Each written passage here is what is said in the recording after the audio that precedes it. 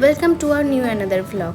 তো সেদিন ছিল রথ, আর রথের দিন এবার ফার্স্ট টাইম কলকাতাতে, তাই বলে কি আর রথের দিন বেরোবো না? তো চলো দেখাই যাক এবার কলকাতার রথের মেলা কেমন হয়। তো দেখো, এটা আমাদের ফ্ল্যাটের সামনেই। বেরোতে বেরোতেই দেখলাম যে একটা রথ নিয়ে যাচ্ছে সবাই এইভাবে নাচানাচি করতে করতে। সেখানে আমার বর রথের দড়ি টেনে নিল, ঠাকুরকে আমরা প্রণামও করে নিলাম।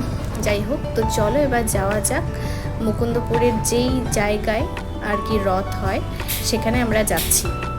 আমরা বিকালই বেরিয়েছিলাম, তো আমাদের কিছু কাজ ছিল, সেগুলো কমপ্লিট করে তারপরে গিয়ে দেখি বাপরে বাপ এত ভিড়।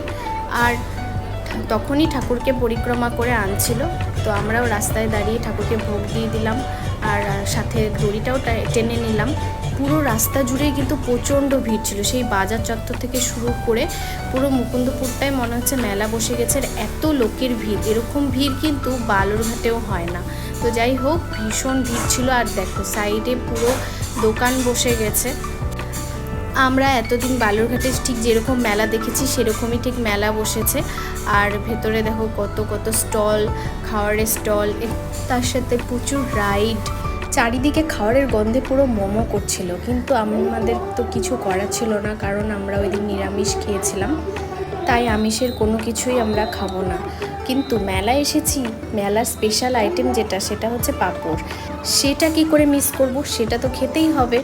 আর যে কোনো মেলাতে গেলেই গৌরব পাঁপড়টা অবশ্যই কিনবে, কিছু কিনুক কি না কিনুক। আবার এইদিকে দেখো একজন শিব ভোলে বাবা সেজে দাঁড়িয়ে আছে, সবাই তার সাথে সেলফিও নিচ্ছে। তারপরে মেলার চারপাশটা একটু ঘুরে ঘুরে দেখছিলাম কোথায় কী কী স্টল বসেছে, কী কী খাওয়ার স্টল বসেছে। এখানে দেখো ফুচকা আছে, তারপরে ঘুগনি, চটপটি সব কিছুই আছে।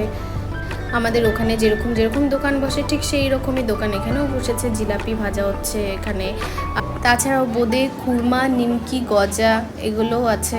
তার সাথে ফুচকা, আইসক্রিম, পাপড়ি চাট এগুলো তো থাকেই। তার সাথে একটা নতুন দোকান হচ্ছে, এটা দেখতে পেলাম, এটা হচ্ছে একটা সফট ড্রিঙ্কসের একটা স্টল দিয়েছে। যাই হোক, তারপরে আমি একটু ফুচকা ট্রাই করে নিলাম, যদিও ফুচকাটা আমার ভালো লাগেনি। তারপরে চলে এলাম এই যে পাঁপড় ভাজা খেতে। বেশ বড় বড় করে কিন্তু ভাজছে পাঁপড়গুলো।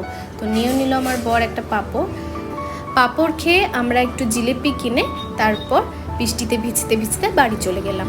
টাটা।